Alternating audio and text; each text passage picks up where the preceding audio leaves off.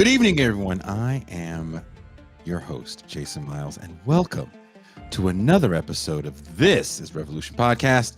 If you are a returning listener, subscriber, so glad to have you back. So glad to be back here with you guys.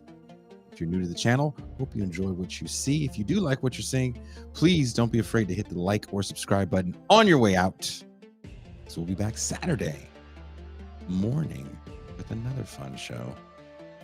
So I've been away, some of you know, last Saturday had COVID. I've had it for a few days before that. So hopefully this is the last of my COVID shows. Feeling better. Hopefully I sound better. My voice is back if you watch that Saturday show, which quite a few of you have done. My voice was all the way gone, so it's feeling a little better. Big shout out to Pascal Robert and M. Toussaint for taking over for me for the last few days. Hope you guys enjoyed Pascal's conversation with Daniel Tutt.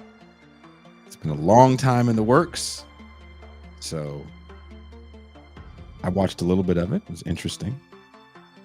Saw you guys left a lot of comments on that one, so some spicy comments in there as well. I'm sure there's going to be some spicy comments on this show also.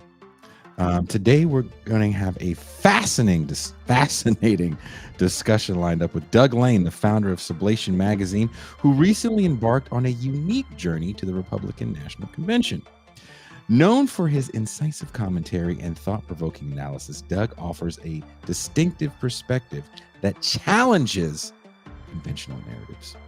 Tonight, we'll delve into Doug's experiences at the convention, exploring the atmosphere, the conversations, and the ideological currents shaping the Republican Party today. As a critical observer, Doug provides an outsider's view into the heart of a political gathering that is seen by many in left spaces as enemy territory. What was it like for Doug behind these enemy lines?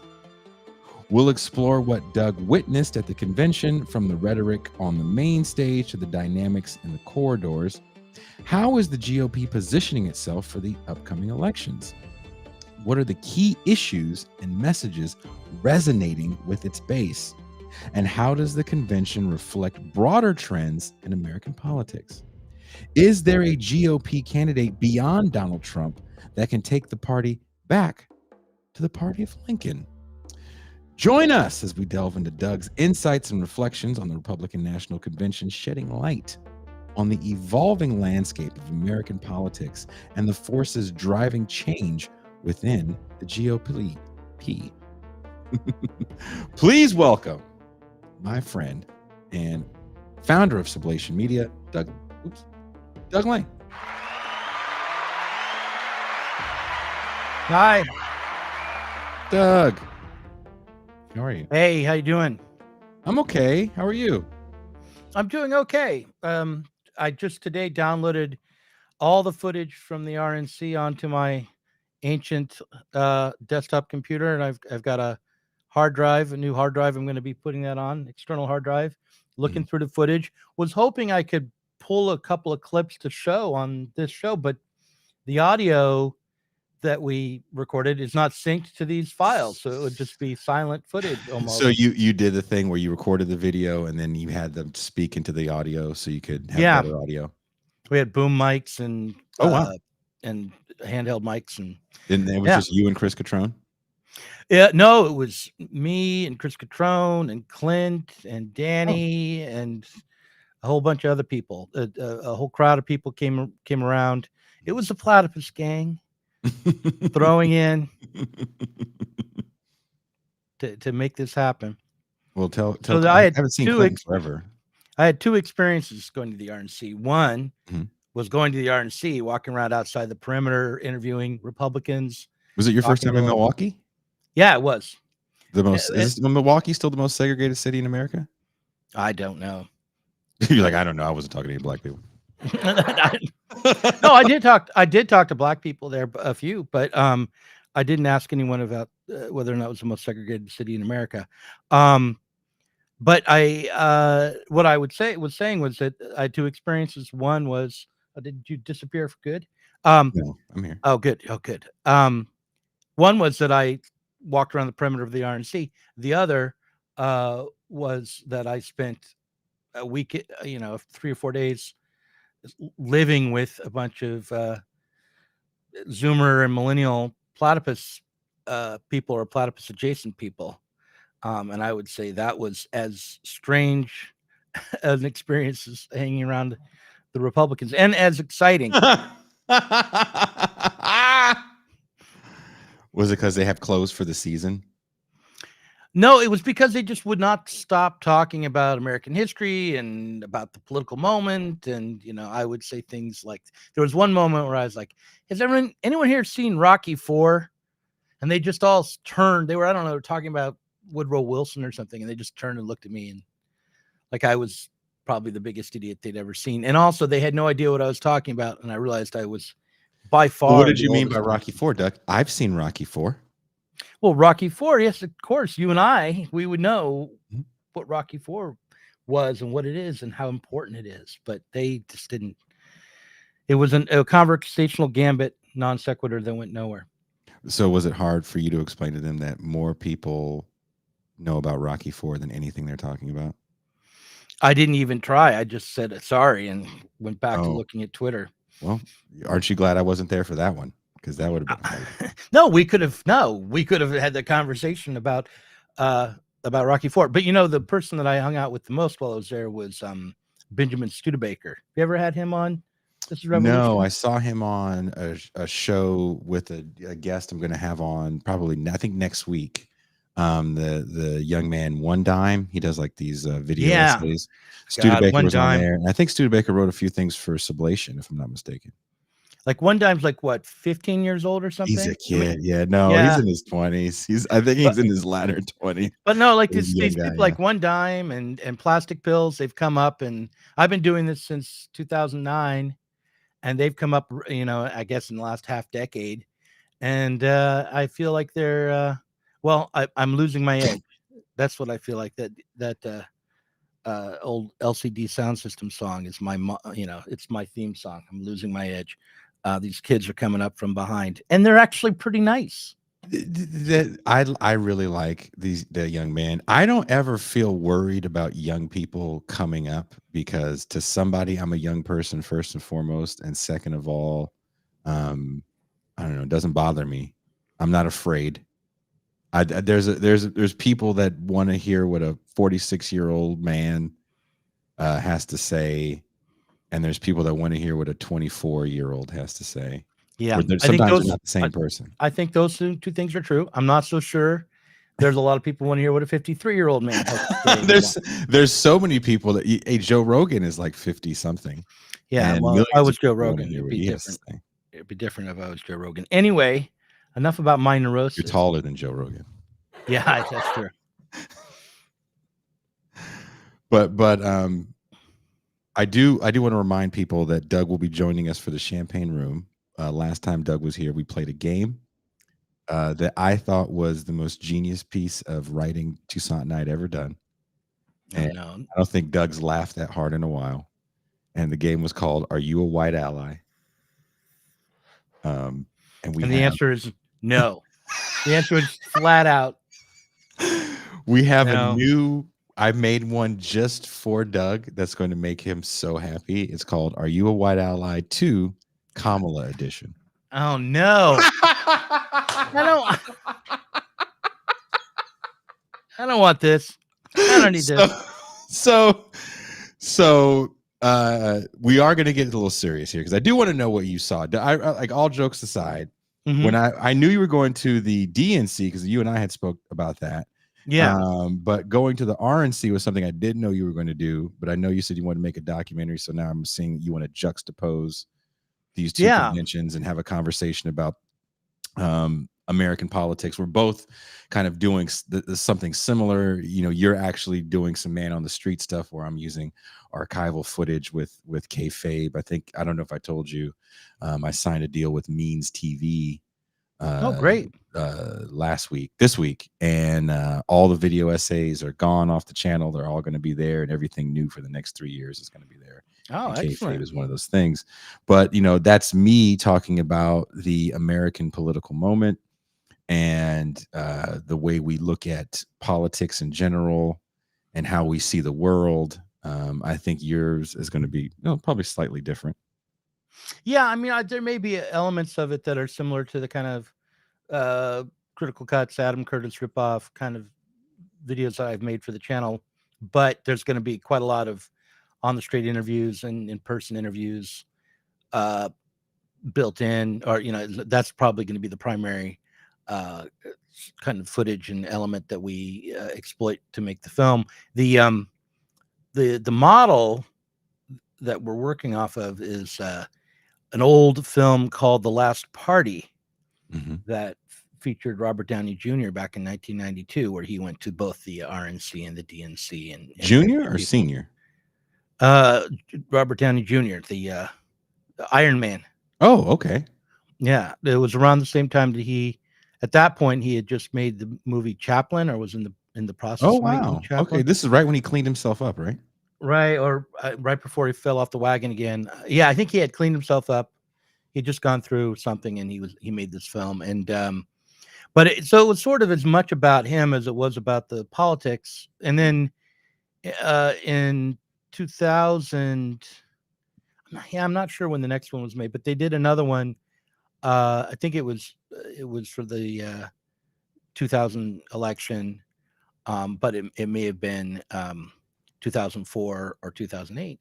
But it was with Philip Seymour Hoffman going to both conventions. Of course, we don't have anyone who's that iconic involved, so it will be a very different project than those were. But the feeling of trying to capture the impression of it rather than make a very heady documentary was sort of one of the inspirations for What was the your project. initial impression upon arriving at the RNC? How did the atmosphere compare to your expectations as an outside observer? Well, the first thing I did was I went to the counter protest. Okay. So I would tell people there, like, I have to come here first just to, acclimate to this environment and gird my loins in preparation to go over to the other side.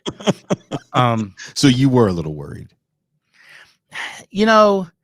Actually, no, that was just a line I was using because I was walking around in a shirt that said Richard Nixon now more than ever. And a lot. Were you really? Are you effing with me?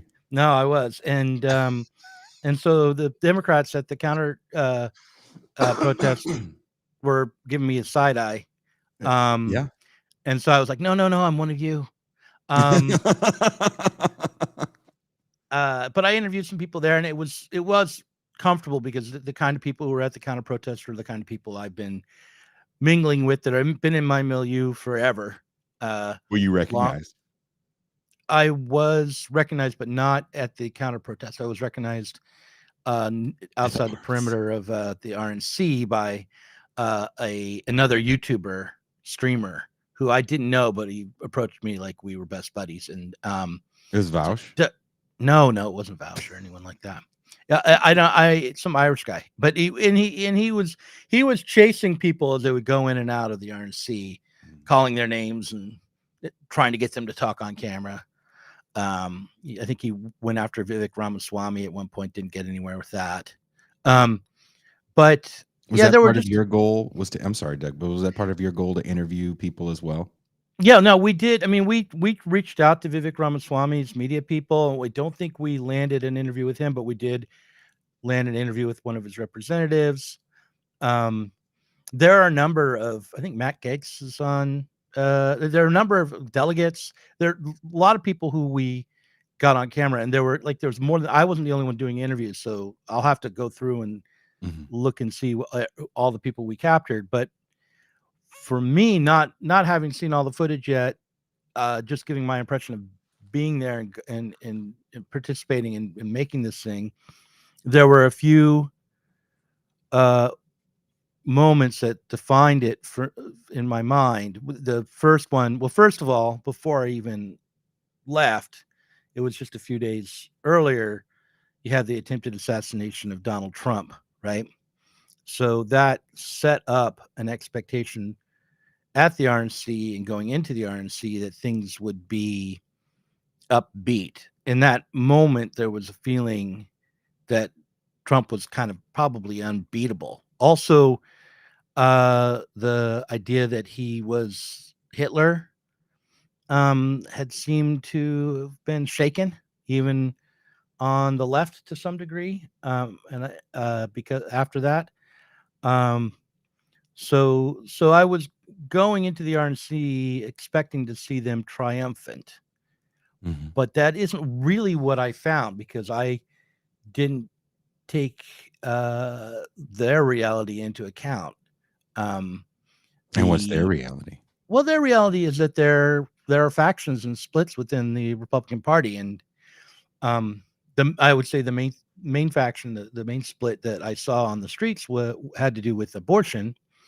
Really? The anti-abortion crowd and the Christian crowd are very unhappy with the Republican platform, and they were protesting outside of the RNC in numbers that would not quite, but come close to rivaling the counter protest, which was, in my estimation, sort of an afterthought protest from the left. So these weren't huge numbers of anti-abortion. Would you call it a left protest, or would you call it just a Democratic protest? Democratic Party, big D Democrat. Well, it's very hard to distinguish. I don't think there is a difference, frankly, but it was definitely a Democratic Party protest. But the people who showed up often thought of themselves as being independent of the Democratic Party. But the people who were there that I talked to were there to either recruit into sectarian Marxist groups or to recruit directly into the Democratic Party by just getting people to register to vote. But it was a free Palestine land back protest against Donald Trump, anti-Trump protest. And it wasn't that big. But then the anti-abortion protests seemed a bit more organic. I don't know who sent them exactly, but there were anti-abortion protesters, young women, young to middle-aged women, who were very unhappy with Donald Trump and who claimed that Planned Parenthood was a racist organization trying to commit genocide against Black people. And was that your first time ever hearing that? No, but it was not what I would have expected to find at the RNC. Why? Well, because he had gotten Roe versus Wade overturned. I wouldn't have expected there to be as much anger against the Republican platform as there was. But that is a major split within this Republican Party. The other thing we did, Republicans that want abortion legal. No, they were against abortion. They were against abortion.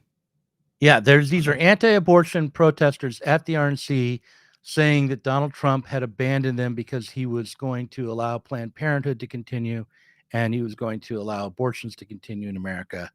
And abortions, the Planned Parenthood agenda, the pro-choice crowd is racist and genocidal. The pro-choice crowd is racist and genocidal. Okay. Yeah. Were there a lot of people of color in the anti-abortion protest? No, not that I saw. The one interview I did, which was about race, was with a Black guy who had on a White Lives Matter shirt. Awesome. And did you hug him and say thank you?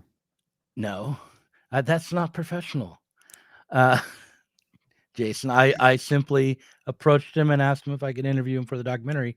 But yeah, he was. Did he have a big grin? Because if so, then you should have just said, "Nah, dude, if you didn't smile that big, maybe I'd interview you, but it's just too big of a Kool-Aid smile. I can't do it."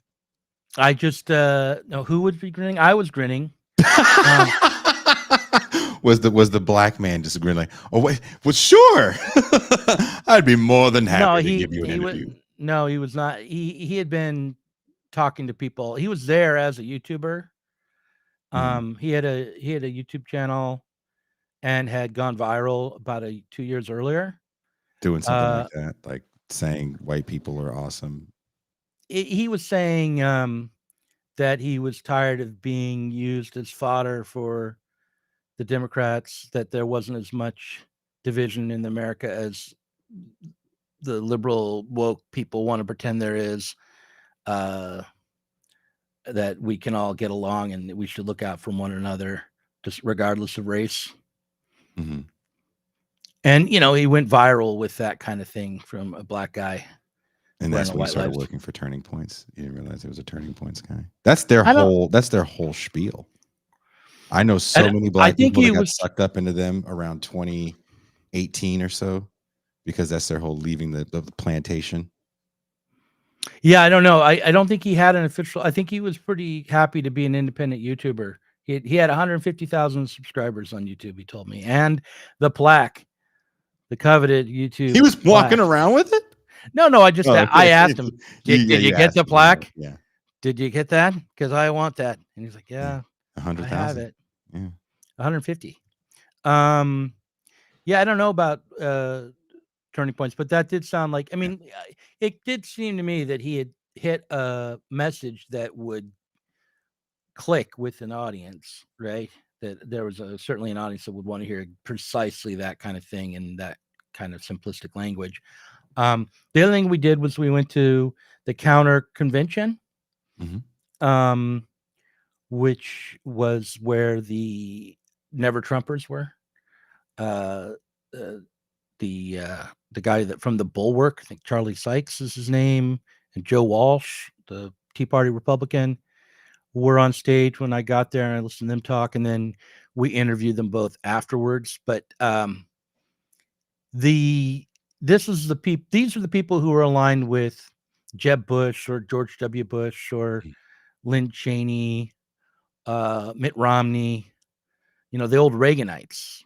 And they had a room that I would say was filled with about 70 people. They were not invited to the main convention. They considered Donald Trump to be an absolute madman, despicable foe, horrible orange man, bad kind of person. And what he'd done is he had destroyed the norms and the civility that defined American politics up until he arrived on the scene. And it was interesting to watch him because that reminded me where I think it was Chris Catrona pointed this out, might have been Ed Remus, but that seemed like about the size of a crowd you'd get at some Trotskyist sectarian group meeting. They'd really been reduced down to irrelevance. And so that was interesting to note that the Republican Party of George W. Bush, according to them anyway, had been defeated and sidelined and made to be irrelevant. And that's what they themselves were talking about at their meeting at the counter convention.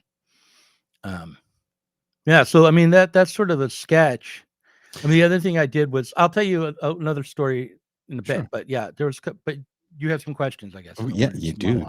I definitely do.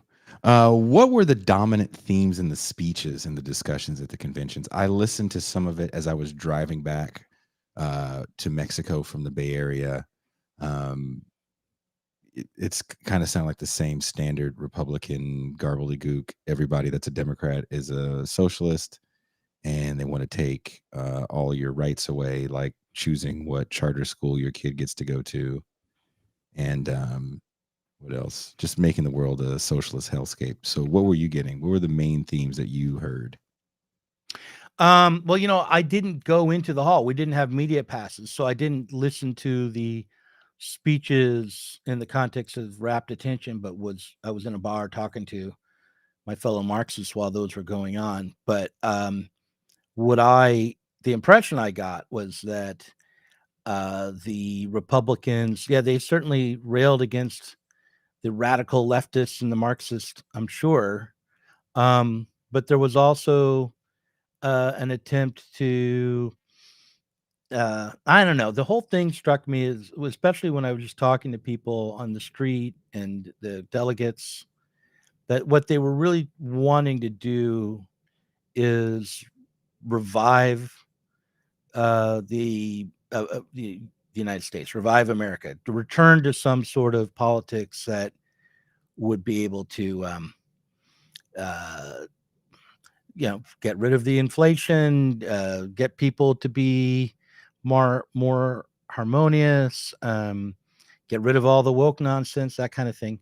And it reminded me of the 80s Morning in America kind of message. The rhetorical appeal to people who might vote Republican is not that different from the rhetorical appeal from the kinds of people who would vote for Biden, which is, if you're sick of the strife and the chaos and the disagreeableness of everyday life in America, vote for us because we're going to be able to set things right. We'll But get you isn't that jobs. the same speech you've been hearing for time immemorial, as long as you've been old enough to vote? Yeah, but that's notable in itself, right? Because for the last 8 years or so, there's been this thought that Trump is some sort of aberrational figure on the right, like a he's a populist, or he's a fascist, or something about him that's really different. Mm-hmm. But if you listen to the Republicans, like the Ron DeSantis people or the Never Trumpers, Mm-hmm. the worst thing about him is that he's breaking from neoliberal Orthodoxy. policies. Yeah. And Where is he breaking from neoliberal policies? yeah, I guess with the tariffs and with the onshoring, I mean, things that Biden picked up on too, things that were just going to be necessary in the next period. Um, but also, it's just not only did he break with the policies, but he also changed who was in power in the Republican Party. So it's a As far different as group. oh, So the it's like, different group. yeah, it's like more around Michael Lind and Peter Thiel money and But didn't he also bring in some of these same old ghouls? I mean, there's definitely, I wouldn't agree with that 100%, because there's a lot of people in his cabinet that were people that were recycles from 30 years ago. yeah, that's the first term. Yeah, there He only certainly had one was the term. case. Yeah, so I mean, there's Right, all right. those. But I mean, we're talking about what he's doing now Oh, with now, no, we've talked about this on the show, that now he's taking auditions because you can't trust those people as well. right. So he's already, though, has gained enough power within the Republican Party Mhm. to make the people who might think that they were going to be assured a position in a new administration realize they're not going to. So, Was and then JD Vance is, I think, was he announced indicative already of by that. that point? No, we were there when he You announced were it. there for the announcement. Were you excited for the announcement? No, I mean, Why? I wasn't like upset about the announcement. But I didn't. You didn't see it coming? Well, no, I had heard about it for a week beforehand that it was likely going to be Vance, but I didn't understand it, and I'm not sure if anyone really understands it now. I thought it was that it indicated that he was thinking about what he would do after he won more than he was thinking about winning. Do you think at that moment, because I think for me personally, and Mhm. Pascal and I had said this on a show, we were guests on the Pod Damn America podcast recently, and we both had to admit that we thought after 2016, the age of kind of the DEI president was over because of Obama. Everybody got their Yeah, Obama fix in '08 and again in yeah. 2012. And I just don't think Obama was the DEI president. I mean, he was the first black president, but he wasn't a DEI president. Not the, that well, wasn't what do you mean by that? You know, when you say DEI president, I mean, we're not using that terminology in '08, but right. when you say he's not, what do you think it is? Hillary Clinton might have been a DEI president if she had won, because it was when you run based on your identity and as if that is a good in itself. You don't That think that because his identity was a good in itself? He no, was I a don't black think guy that Obama. spoke so well. I don't think Obama ran that way. I don't think that there was a lot of He didn't concern have about. to. Well, okay, but he didn't have to, and he also didn't. And You there don't was a think lot of hope and change had anything to do with identity? You think it had to do with I the think it had to platform? do with identity, but I don't think his identity was merely it was not. He didn't try to say, because I'm a black man, Mhm. I deserve to be elected, as Hillary Sure. Clinton had said. Yeah. What he She says said was, because I'm a black man. as a black man, Yeah. I understand everyone's struggles, and I Mhm. will be different than George W. Bush, and I will be the pathway to the new deal. I will be providing a better and more humane America. Uh, But and that's what he represented. But he didn't represent simply this idea of the being this sort of very thin and hollow approach to, because of the race or gender Mhm. of the person, it is an achievement that the public is required to want to achieve to elect this person, which I think Hillary Clinton had that approach. And I think there's a danger, although it's not set in stone, Mhm. that Kamala Harris might have that approach. We don't know. She certainly got the vice presidential position in a moment where, very blatantly, after the murder of George Floyd, the Democrats felt they had to make a symbolic gesture, and they did so explicitly. Yeah. But I don't think that Obama was a DEI president, and I don't think that we should want that kind of racial politics in our politics. I think we should be able to elect the best people of any race, and what my goal, what I'd love to see, is for half of all the different ethnic groups to vote for one party and half vote for the other, and not have our political parties represent racial blocks anymore. That's Wait, so what I you would want like. half of the racist people to vote for what? No, I want half of, let's say, Latinos or Asians or Black people or Cubans or what have you to vote for Republicans, and half to vote for the Democrats, including Mhm. white people, so that then it will not be based on, it wouldn't be the parties wouldn't be able to lay claim to a whole racial demographic in the country. It wouldn't be the parties wouldn't represent racial blocks. Well, I mean, racial politics is really the way we have been organized for some time now. I don't say that because it's a good thing. It's just more of an observation. Yeah, but less so all the time. I mean, I mean, LA County just had a whole scathing story, and people literally lost their jobs based off racial politics. It wasn't racist as much as it was just racial politics that all those different groups talk like when they're having their closed door meetings. So tell me more. I mean, I'm talking about what happened where the conversation got leaked, which was a hit job on a few people that they actually got, but it's just LA County is a place that's separated ethnically and has been for a long time, and most right. places are. So, like, on the federal level, I would think that shouldn't play as well, and it's not playing as well as it I don't know. does Ask locally. Rashida Tlaib and people like Ilhan Omar if that's the truth. I mean, they also come up in districts that where a lot of the people that voted for them look like them.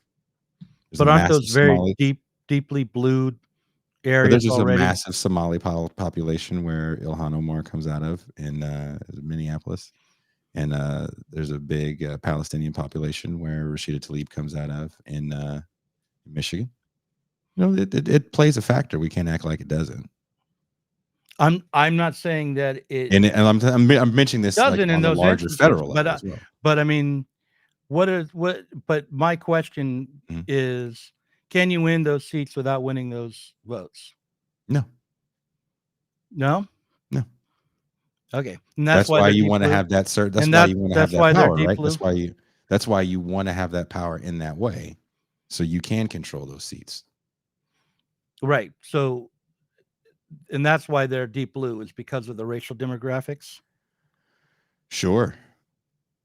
Because if in order to win, you have to win all of whatever ethnic groups living there. If that's how the area's district is drawn, right? That's why you have so Right. much gerrymandering, especially with that meeting in LA County was about redistricting and how they were going to keep the Latin vote in districts that were now going to look a little more black. So what does that do for the Latin vote or the black vote when they get someone who's elected who looks like them? Do they represent more than just a symbol, or Well, I mean, is what there Pascal a talks political about. agenda? It's what Pascal talks about with the fat back and biscuits. I mean, are you asking in a way where you want to know, or are you asking in this like way where you're trying to like got me? No, I'm asking you because I want to know. Like, do they have like, for instance, there's a black politician in an area that's being gerrymandered so that maybe it's going to split the black population's vote. Are they more likely to be able to vote for legislation or broker deals that will provide employment for black people more than It all depends on the person, right? Some people do. Some people try to. Some people, I'm asking, like, is it you have tended to to be you the have to case? get something to get the vote, you would think, right? But it depends on where those people, where those black people are. What jobs do most of them have? What are they asking for? What handouts can they give? There's leaders in that black community that black council member or congressman will talk to, and they have to dole out something to those leaders, so those leaders help bring those votes in, i.e. someone like Jim Clyburn, right? Jim Clyburn can deliver South Carolina on a platter because he does have to dole out some goods to the black leaders in that area. To the black leaders. Yes. So like through the black churches and things like that. Churches, community leaders. And also positions in government? It depends, right? Do you really need a position in government if you're a fat back and biscuits kind of community leader? Well, where you can have a program that can get funding. So if you're part of an NGO and you're going to be getting a program to fund your projects, then that's one thing. But the other kinds of leaders would be, business leaders who would want different kinds of. Of course, they're going to want their fat back and biscuits as well, right? So they can say, look, we've hired X amount of black women because of this initiative we have called Hire a Black Woman, and Senator so-and-so or Congressman so-and-so or Mayor so-and-so helped us get these funds, and look at what wonderful job we're doing. And you're probably only hiring a certain class element of that community anyway. Probably. But if you're running a business, you're going to want to have workers. So, maybe you want some sort of help with a bill you're pushing for lax labor laws, right? And you can cover that up by hiring more black people. I'm not pushing for lax labor. Are you trying to say there's only good or bad thing? I mean, no, I'm not. I'm just saying, like, on the federal racial level, politics is always a dead end street, right? It's always a dead end street, and you're always going to have conversations like what happened, where people got leaked in that private conversation in Los Angeles, because you're trying to keep your district looking like you, because that's how you retain your power. What I'm saying is that there seems to be a realignment between the parties right now, and the Democrats are more and more of a white party than they used to be, and the different ethnic groups that are non-white are splitting between the parties more than they did in the past. I mean, Democrats are going to look pretty white because there's only 10% of 11% of the population of this country looks like me. Yeah, but of that 11%, more are voting Republican than did in the past. It's somewhere around 15 to 20%. That's still a very small number. It is small, but it's not. It's a lot larger than 6%, which is what it was under And it's a Romney. lot larger than 5, but that doesn't mean that it's Yeah, that but great of a number. uh, well, And you're also forgetting that that number also is shrinking again because of this new announcement. But we'll put a pin in that. Keep going. I don't think it is, I mean, I but just read maybe it is. something the other day in the LA Times about it, but Yeah. What did it say? that more people that were not voting are voting now. Right, And but there is a larger contingent of black men now that weren't going to vote at all. yeah. They didn't believe in Biden that feel comfortable voting for Kamala Harris. Okay, that's good. I guess I would rather actually see more people of different ethnicities vote Republican rather than Democrat, Why is that? because I don't think it's a great thing for the parties to have total capture over racial groups. Can And you tell I the and I Republicans to stop being so racist? well, let's talk about that. I mean, I can, but when you're talking about the Republican Party as a whole right now, do you think that the Republican Party is less racist than the Democratic Party, In or what way? more racist? More racist, just in any way. Yeah. And See, that's I not don't. saying much. I think the Democrats are just as racist as the Republicans, I'm glad you and feel that way. yeah, I do. I don't. I think that. I think that. I don't just feel that. Um, uh, but but I do think that the Republican Party plays racial politics where it can, or in certain ways. But I think the Democrats are more committed to maintaining racial divisions than the Republicans are. I I think think that is not true. I think either one of them don't really care. no, for the reasons you gave, is why the Democrats are more committed to And you think the maintaining. Republican Party is the party of inclusion? I think the Republican Party now would love to gain more votes from Black people, Sure. Hispanic people, That's Asian just, I mean, people. you can say that about both parties, though.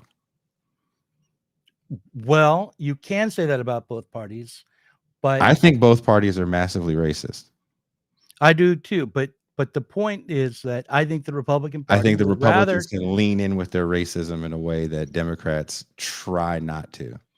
What I think is that the voting blocks that were worked out have shifted, and that there's a realignment going on, which is why the Republican Party is making gestures towards being a working class party, which is why they would be glad to get people who are non-voters and who were not their voters Mhm. into their party now, and which is one of the reasons why the never Trumpers and the neocons are so upset at Trump. Mhm. Not because this is some deep change, but rather just because it shifts the the game around, Mhm. so that now things are a little more chaotic and not so easily worked out. And I think that that's to our advantage, people who are on the left's advantage, for the two capitalist parties to be in disarray rather than for Are they in everything. disarray, though? Yeah, I do. I definitely think the Democratic Party is, and I think the Republican Party is too. I think I it's mean, different the ways. disarray. I mean, I just read an article a friend wrote, more of an observation. I'm sure people would read it as like a rah rah piece, but it was more of an observation that Kamala, like the money she raised the day they announced, was some astronomically large number. More people registered to vote on vote.org than when even Taylor Swift had sent her Swifties of age to register to vote, which was quite a bit. I don't So, think that the Democrats wanted mhm. to. Maybe I'm wrong, but I don't think they wanted to have to get Biden to drop out in the way that they did. I do think that Oh they're no, they did not. doing They didn't see well that coming. in response to that. And who knows? I think Kamala Harris has a very good shot at winning the presidency. That the momentum seems to be on her side, but I don't think that the parties are uh, in great shape in either party. I think there's changes happening in both parties. That there's a lot of splits in both Where's parties. the split? Give me an idea. I think that even though the Bernie Sanders campaign and the DSA move has been largely sidelined and suppressed, there's still enough of a kind of left progressive wing of the Democratic Party that it could cause real trouble for the Democrats. You can hear the people online who are Democrats debating about who they want to have be their VP, and they represent not just different states, but different wings or factions within the So these Democratic Democrats Party. debating online, who are they? These are just random people that are Democrats, or are these actual Democratic operatives? Who are these people? I'm asking because I don't know. Both. I Okay. mean, they're people with, Yeah, Bill you think they have Kristol. some say so and pull and who's going to be the running mate for Kamala? I don't think the people on Twitter do, but I do think that they represent a dissatisfied faction within the Democratic Party, and they could turn up at the DNC to protest. It wouldn't probably be expressed in these abstract terms. It would be around the Palestinian Israeli Palestine conflict. Do you think that's the big problem with the Democrats right now is Palestine? It's complicated. I mean, I think that the Palestinian issue is a way for some of the more left progressive factions within the Democratic Party to rally support and cause trouble within the party. Was But I don't. Palestine mentioned at the RNC? No, Israel was. I mean, I'm not. There's not. That is not an issue for the Republicans. Mm-hmm.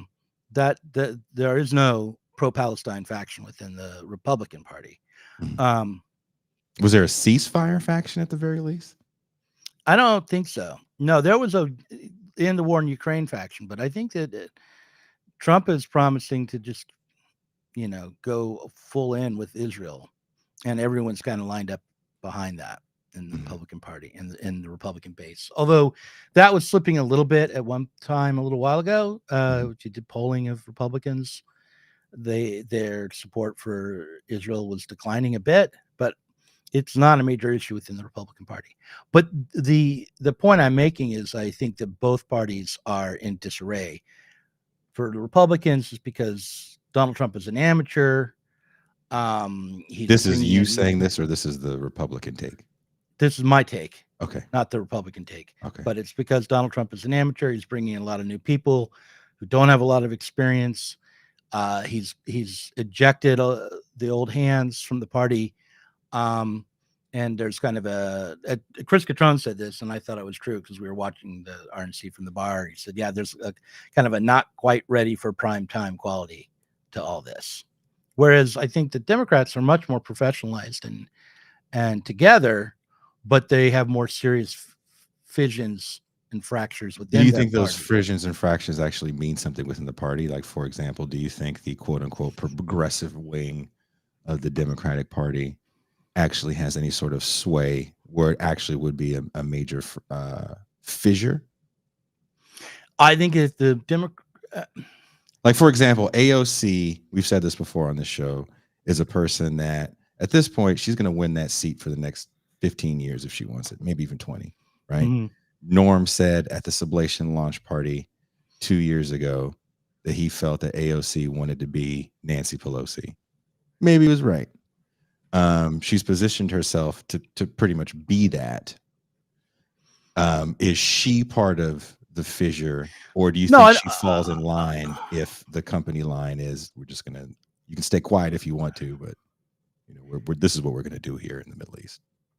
No, I don't think she's going to lead a progressive revolt within the Democratic Party. But the question becomes more about, in my mind, in the immediate terms, like more about, is the movement that the Democratic Party created as a pressure tactic on Biden after October 7th going to be muzzled successfully now when they're no longer convenient or not? And if they're not, will the reaction that Kamala Harris and whoever her VP is, and the Democratic Party itself has to whatever attempts at a major protest at the DNC emerges. Will that reaction damage Kamala Harris politically, most especially, I think, in terms of the young activists who they rely on to get out the vote and do the actual campaigning on the ground. So that's where I would see their weakness. But but otherwise, the weakness, and this is something I'd have to think through more thoroughly than I have. But the other weakness I see is just that the kinds of voters that the both parties have to deal with now are changing, and that is going to present a problem. Maybe not in New York City, not for AOC, but for the Democrats and the Republicans going forward, because I do think there's a shift in the electorate that both Bernie Sanders and Trump took advantage of and represented and were even partially responsible for creating. But where is that shift now 8 years later? Well, for the Republican side, you were there for the Republicans. The RNC or the DNC hasn't happened yet in Chicago. You were there in Milwaukee.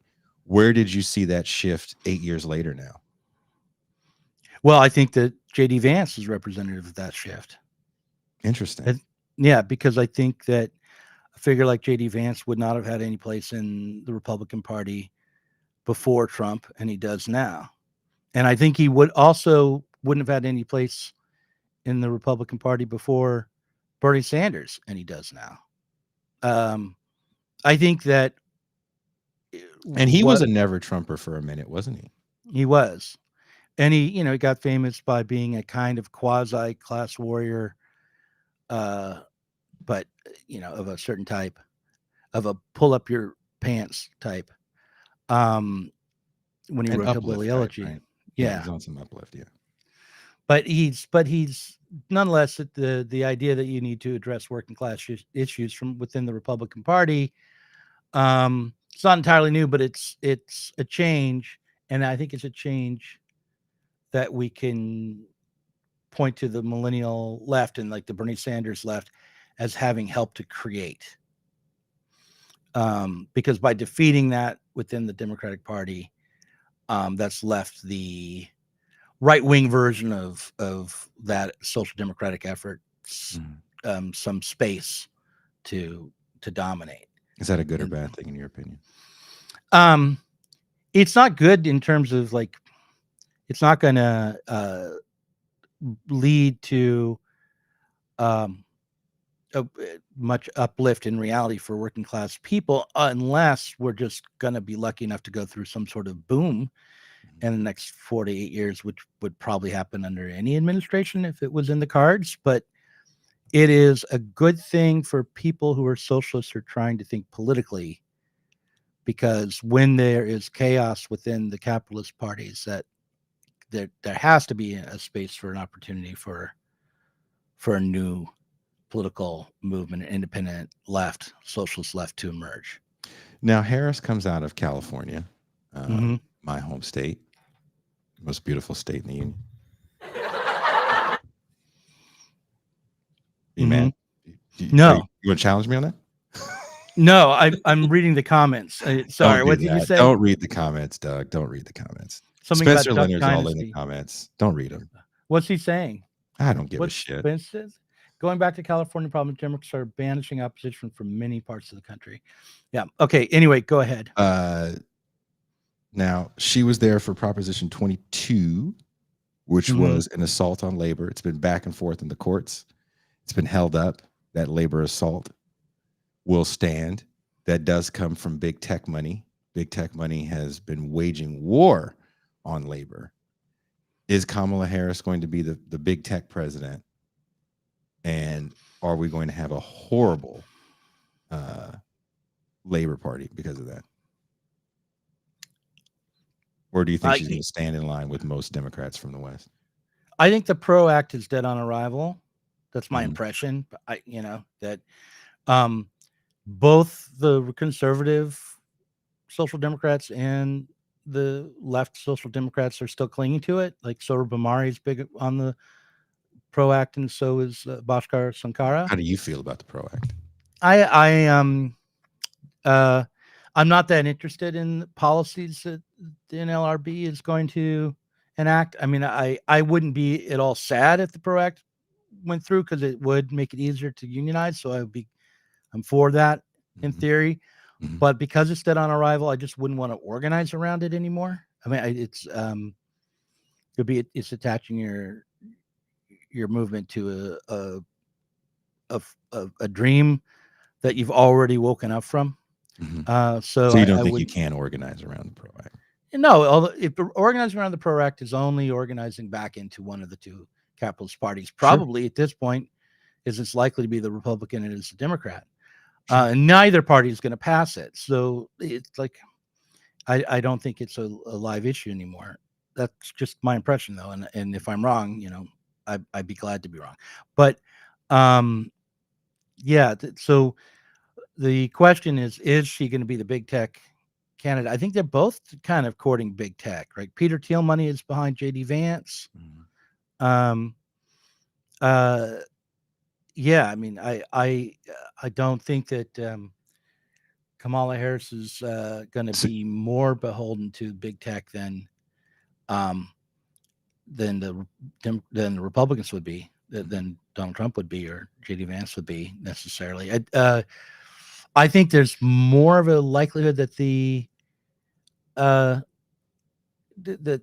Kamala Harris administration will collude with big tech and have a closer relationship with big tech, and actually try to control the industry more than Republicans might.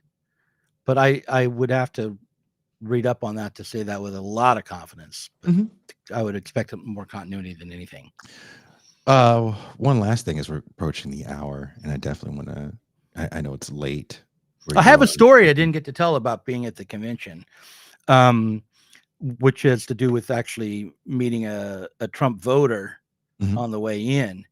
And for me, this is where I feel like the heart of the thing is, rather than all these questions about policies and power power manipulations and shifting voting blocks and all of that. On the way from Las Vegas to Milwaukee, I was seated next to. You drove? No, on the plane. Oh, yeah, it's a layover. Yeah. Okay. So from Las Vegas to Milwaukee, I was seated next to a Marine who was a Trump supporter, and a deadhead who was going to the RNC to have a good time. That's not surprising, by the way. I think I told you the story that a good friend of mine who worked for the dead from the Ken Kesey acid test days to the day Jerry died, on Jerry's deathbed, told him, leave these guys. It's just a bunch of Republicans. Well, he didn't consider himself to be a Republican, this deadhead. He just was going to where the party was. Like literally. Kind of. He's like, I'm going to make a film, I think. And he and I had the same excuse to go. And he was, he was thinking in a typical kind of deadhead way about the government and conspiracies, and the need for whistleblowers was something that he emphasized a lot. We need some sort of legislation to protect more whistleblowers because the government's so corrupt. Okay. But he didn't consider himself to be a Republican or a Democrat. But the guy who ran a home improvement business and who was a Trump supporter, but he was not going to the convention. He was going home. Okay. His brother had died, and he was returning from the funeral of his brother, and we hit it off on the plane. He bought me a drink because he'd won money in Las Vegas in the airport. And then by the time we landed, he invited me to his house for a barbecue. And both me and the deadhead got an invite to go to this guy's house and go to a barbecue. So I asked if I could bring my film crew, and I showed up with my film crew. No shit. So this is all going to be in the barbecue. This is interesting. Yeah. Okay. Yeah. And so turned out it wasn't a barbecue for like the neighborhood. It was just a barbecue he was throwing for me and the deadhead. No shit. Yeah. So, Okay. I thought it was going to be like the neighborhood barbecue, and no, but it was fine. The steaks were good, and we sat around the table and we talked. And the most interesting thing that came out of that conversation, I mean, the Marine was interesting because he's like a reluctant Trump supporter because he thinks of Trump as controlled opposition, not to be trusted, just another politician, really. And his son was like, he didn't like either party because neither party provided the kind of life that people needed. And the whole system was corrupt, and he didn't like the Democrats at all. Mhm. And he didn't like the Republicans at all, and he didn't like any politics at all. But what he talked about most was how important it was to be able to have political disagreements and still remain friends, and that what he liked about his particular peer group was that there were all types of people in it, had all sorts of different political opinions. Some of them were some are very pro-trans, and some of them are very, committed to the Democratic talking points. Some of them think that themselves as anarchists, or some of them are right wingers and Donald Trump supporters. And we argue like crazy. We get nasty with each other, but in the end, we all love each other. And I wouldn't be sane if I didn't have that group of friends. I would be so lost without my friends who I can talk to that way.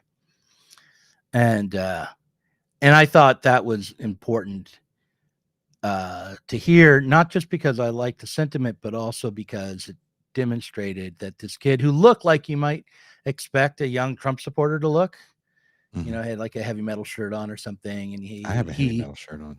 yeah, but he was a little socially awkward. The Zoomers are a little socially awkward, so he seemed standoffish and maybe sullen or something. But once you got him talking, he was very sensitive kid. He was like learning to play the violin, and so you might think of him as a threatening type. If you're like a leftist like me, you might look at him and go, "Oh, he's going to be a proud boy one day." But no, he wasn't that kind of person. But more important than that was just the way both father and son were so completely disaffected from politics that the RNC was in town. Neither one of them were remotely interested in attending or watching it on the news or paying any attention to it.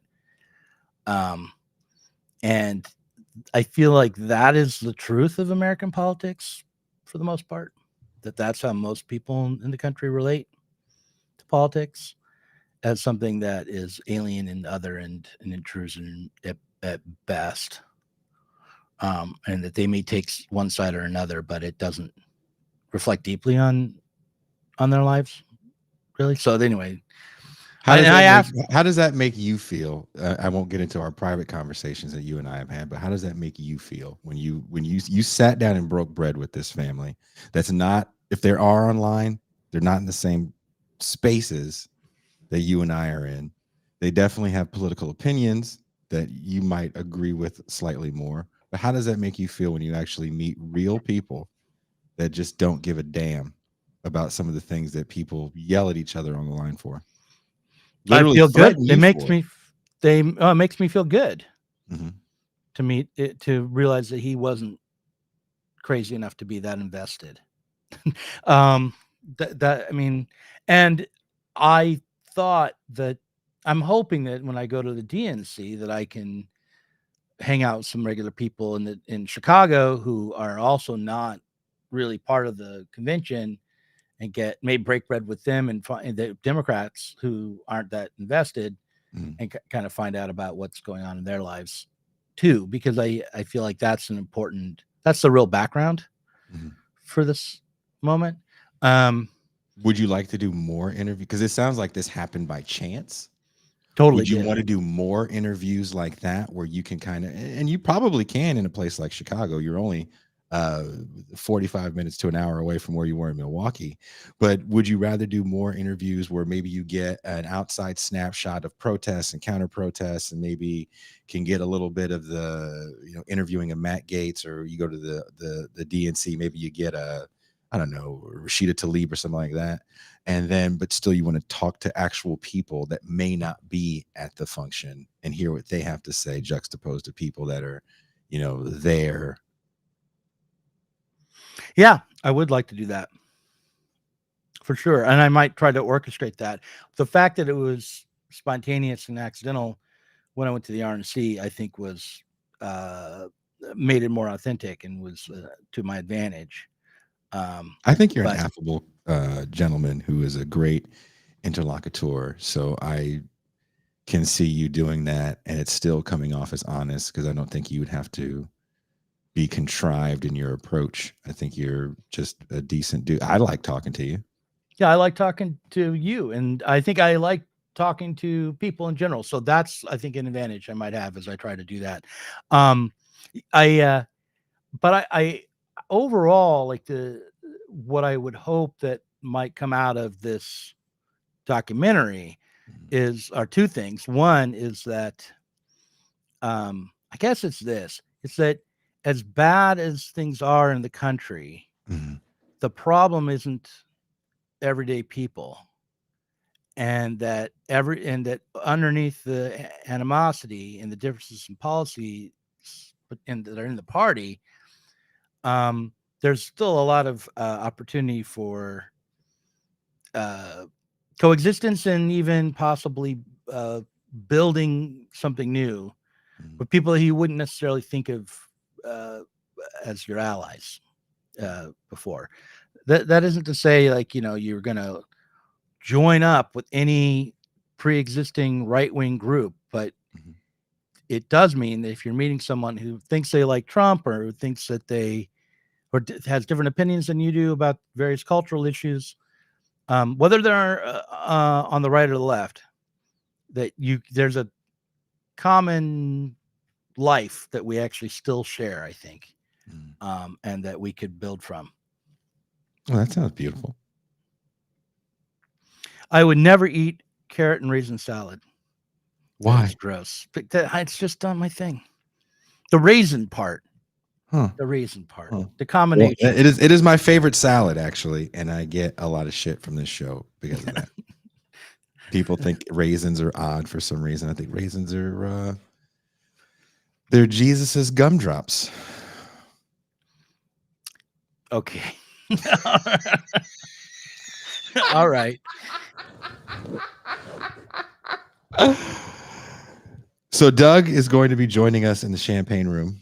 If you are a patron, I suggest you get ready for this. If you've seen the first episode, you know that Toussaint and I spend a good amount of time trying to ask the most offensive questions, not to Doug, but just they're not offensive to Doug at all.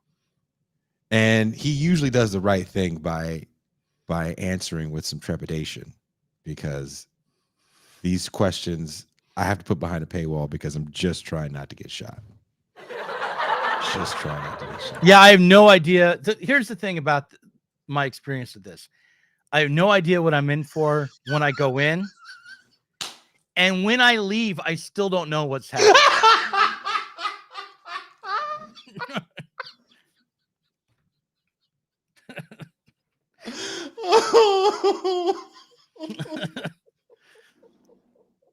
So I understand I'm the butt of some sort of joke, but I'm not exactly. It's not even, I think at this point, I was watching an interview with Gene Wilder where he was talking about the first time he met Richard Pryor.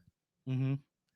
And it was very just kind of a warm and loving kind of reflection that he had on meeting Richard. Richard was like, "Oh, I love your work," and Gene was like, "Oh, I love your work," and they exchanged pleasantries.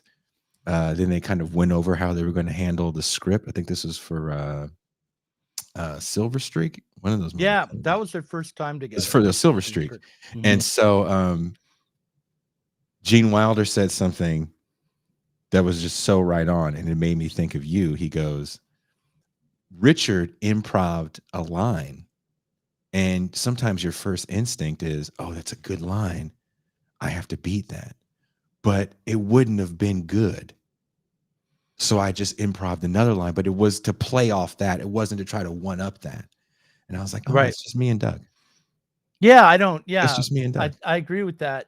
And when the way I think of it is this: I'm more likely than not only going to fall flat on my face if I try to one up anyone in a comedic way. So the best I can do is try to. There's a law of improv, right? Is yes and Yeah. yeah. No, So what I'm really you nailed it. You nailed it. There was some question I asked. I said, "What time is your kid supposed to come home?" You're like, "When I tell him to." And I just remember going, "Well, we were all like, that wasn't the answer, but that's the answer." So right. What I remember from the last time was you asked me, "What's the sound of the police?" And I said, "Roxanne." Which was the widest answer I could think of. But it's the shit like that you can't write. We couldn't write that down. Right. There was no way we could have wrote that down and had it hit the same way, right. Unless I honestly ask you that question and you honestly give me the answer. So, all right. I don't know how well I did fielding the questions about the Democratic and Republican Party. Like I want to say at the end here, I really got an impression of what was going on, especially from the Never Trumpers. More than I didn't sit down and get a lot of data. But I do think it's going to be a good documentary. And I do think we're in a moment where there's an opportunity to build something new, despite how it might look and how tense it might seem. I think Silver Streak is a great movie. And I think if we actually had real funding and we could do stuff like that, we would. Yeah. We do little shorts, like little shorts of it. Oh yeah. No, we should just make a full-blown just the full feature length. Because you know what the public is hungry for. So remake of like 1981 middle-aged men remaking movies that no one remembers. That's right. That's what they want. All right. Here, I'm going to put this comment on the screen for you, Doug. That's wrong. Sorry. Your RNC stuff was on the mark, Doug. That's from David Epps. Good. He said you blocked him. Well, probably deserved it. Oh, I don't know why I would do that. Jesus Christ. I block people all the time, and I'm a grumpy old man. You block people like Oprah gives away cars. Yeah. You get a block. Well, I don't know why I blocked him. What did I block him on? Twitter or Facebook? I don't know. He didn't or say the Instagram or Are the you Gab, on or was it on Discord? I'm hip with all the things. I know all the different names. All right. Okay. Well, let's get ready. I sent you the link for the champagne room, right? Okay. Yeah, you did. But I'll send it to you again. I'll send it to you again. Yeah, send to me again. Yeah. Thank you guys for hanging out with Doug Lain and I. If you don't know where to find him, you can find him on Sublation's media channel on YouTube. Where how many days a week do you do your show, Doug? Well, we do at least 3 shows a week, usually 2 to 3. Yeah. Okay. Well, thanks for all the telling people what time it is and everything. Goddamn, Doug. Oh, well, it's the only time that it's live is at 9 a.m. on Tuesdays. It's with Ashley and I. We do the Sublation magazine show at 9 a.m. Otherwise, it's just whenever I upload stuff. It's a lot of pre-recorded interviews and sometimes even Critical Cuts video montages that will appear. But maybe I should do like you. Maybe I should do more live shows. I don't know if it works. It's burning me out. I don't know. I'm burning. Look at me. I know. You look great. What are you talking about? I got COVID. Well, you still, and there you go. And yet, a handsome man. That's why he keeps coming back on the show. His name is Doug Lain. He's supposed to come visit me here in Mexico. We'll see. Someday. I want you to come to Chicago. We'll talk about it in the champagne room. We coming for you, nigga. That's what Doug Lain said to me about the Chicago thing. He wants to fight me in Chicago. That's why he wants me to come out there. Yeah. Thank you, guys. And we'll see you in the champagne room. We are We're out.